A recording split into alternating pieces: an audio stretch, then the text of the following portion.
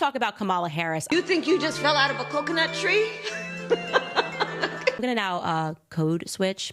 You know, let me talk to you about Kamala Harris because she is my girl. You know, these streets is talking, and I'm gonna tell you right now, I'm finna go vote for Kamala Harris right now. Sorry, I just want to make sure my Black listeners know that they should vote for her. And apparently the only way they can understand why they should vote for her is if I speak in Ebonics. So again, I'm going to just keep that going. Girl, whew, thank goodness we have upon us a strong Black candidate.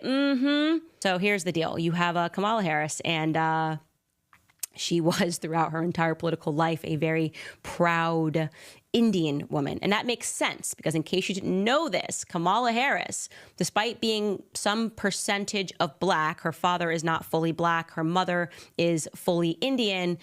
She grew up with just her mother because her parents divorced when she was either 4 or 7, when she was very young. You know, she wouldn't have quite a memory of her father. That's why she doesn't speak about her Black father. So it is an absolute absurdity to suggest that Kamala Harris grew up in an environment where she was being impacted by Black culture. I'll show you a couple of pictures of her, by the way, growing up.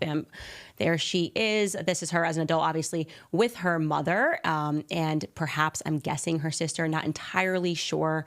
Here is another photo of Kamala Harris with her mother, and her mother looks very Indian to me. Her mother looks like Princess Jasmine, exactly like Princess Jasmine's hairstyle, right? Here she is. Yep, traditional Indian upbringing that Kamala Harris had. And I want to be clear, Kamala Harris, like I said, loved being an Indian woman because it helped her when she was running for various positions. And when she became a senator, she got to applaud the fact that she was the first Indian American. She was so proud of her heritage as an Indian her entire life. I'm just going to jog your memory by showing you just a couple of clips of how the news covered her, because this is how she was running. Take a listen. California's Kamala Harris is the first Indian American U.S. senator. And California's Attorney General Kamala Harris has scripted history as she won the U.S. Senate seat from the state, becoming the first Indian American to achieve this feat. And certainly you could become the first Indian senator in U.S. history, which would be quite an accomplishment. Not good. I think she was speaking a different language. She's very excited. Anyways, that was Kamala Harris before she found out that she had to go Black.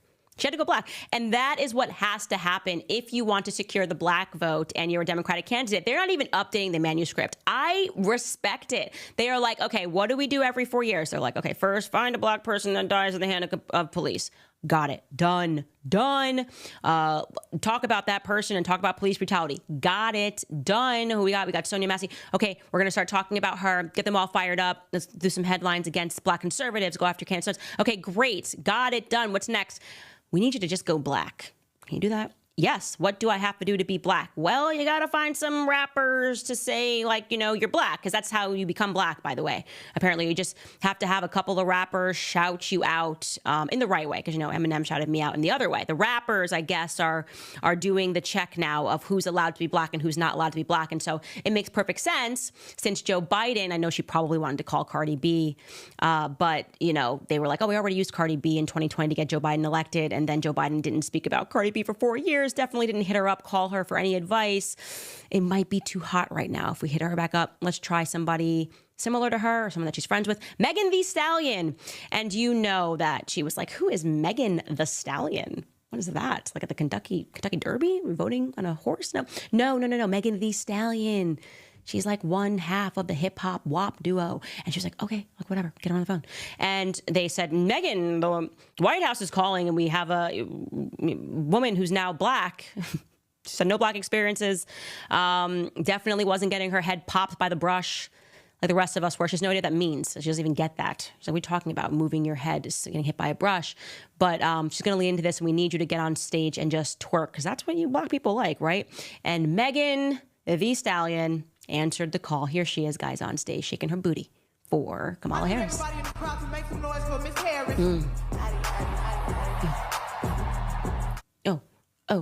Oh, I'm just going to start doing that. I think all Black people will watch this podcast if I just start shaking my butt. So I'm going to start shaking my butt. That'll get people to listen to me. Obviously. Oh, now we know you Black. because I saw Candace, she was working on her podcast, and now I know for sure that she is Black. And here is what's amazing, and there are some Black people that are calling this out for the code switch, but it is the round of applause that she is getting as she tells these horrific jokes. So just to jog your memory, let's not forget what she said at the BET Awards, when she did this awful cringe-inducing skit that I should be able to sue her for. I cringed so hard to be able to sue her, but here's what she said at the end of that skit. Take a listen. Yeah, girl, I'm out here in these streets. Oh, yeah, girl, she out here in these streets. I'm sorry, guys. I'm sorry. I respect it. What do you want me to do? I respect it. It's good. It's good. And I thought that that was the worst cringe, but then came her speech. I don't even know where she was speaking, and she did the appeal again. Again, take a listen. Donald Trump, on the other hand, has been talking a big game about securing our border, but he does not walk the walk. Or as my friend Quavo would say, he does not walk it like he talks it. Oh,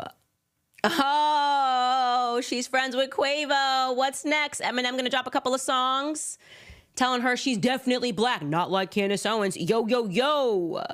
What is this? Okay, you know what? When I see this, this is how it feels to me. So imagine if I decided to run, I don't know, in India, and I just decided to be like, hello, thank you very much for helping to watch the Candace show. I'm coming to you live from the Candace podcast. What do you guys think? Do you think people would be offended by that?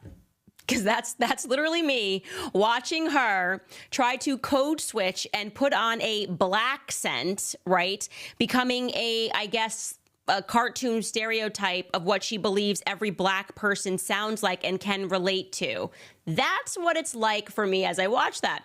And if I ever see Kamala Harris, that's exactly how I'm going to talk. That's exactly how I'm going to talk. I'm going to talk like a Simpsons character. And then we're just going to see what happens as she starts pretending to be Black. And then I'm just going to throw back to her pretending to be Indian, because that is the culture that she actually identifies with. And we're just going to see where we get. And the answer is going to be nowhere. But here's my thing. Okay. If Black people vote for her on the basis of that, okay, well, Candace is not Black. If Black people vote for her on the basis of her pretending that she listens to Megan Thee Stallion and Quavo, she has not. Have you seen her husband? Nope. Doesn't bring him around nowhere. Nope. She does not.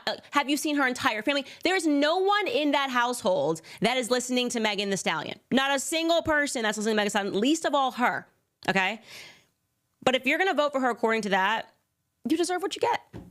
I don't care. Call me an enemy. I don't care. I respect it. If you keep buying the salt and you're a slug, then I gotta just respect the game. I'm done telling you guys. I'm done trying to tell you guys what happens every 4 years. You keep maiming and caricaturing me and being convinced that that woman has your best interest. You get what you get. In fact, Quavo, honestly, if she was still district attorney, she'd probably arrest his ass. Pardon my language. Pardon my language. I think she'd send him to prison. I'm done. I am so done